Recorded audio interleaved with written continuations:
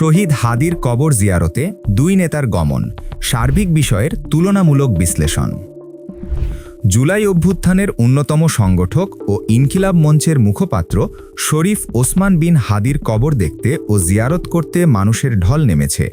তার শাহাদাতের পর থেকেই দিনভর বিভিন্ন রাজনৈতিক সংগঠনের নেতাকর্মী ও সারা দেশ থেকে সাধারণ মানুষ হাদির কবর জিয়ারত করতে আসেন। ঢাকা বিশ্ববিদ্যালয়ের কেন্দ্রীয় মসজিদ সংলগ্ন হাদির কবরস্থানের আশপাশ এলাকা ঘুরে দেখা গেছে, ভেতরে প্রবেশ করতে না পারলেও কবরস্থানের গেটের বাইরে দাঁড়িয়েই শত শত মানুষ হাদির জন্য দোয়া করছেন।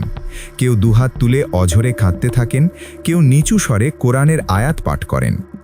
২১ ডিসেম্বর ভোরে ফজরের নামাজের পরে ওসমান হাদির কবর জিয়ারত করতে যান জামায়াতে ইসলামের আমির ডাক্তার শফিকুর রহমান। যখন তার পাশে শুধুমাত্র কয়েকজন দলীয় শীর্ষ নেতা ছাড়া তেমন কোনো ভিড় লক্ষ্য করা যায়নি, এমনকি গণমাধ্যমের উপস্থিতিও একেবারেই সীমিত ছিল। জনদুর্ভোগ এড়াতে তাদের ভোরের এই কর্মসূচি প্রশংসনীয় ছিল। পক্ষান্তরে বিএনপি নেতা তারেক রহমানের ২৭ ডিসেম্বরের কর্মসূচি ছিল অনেক বেশি জটলাপূর্ণ।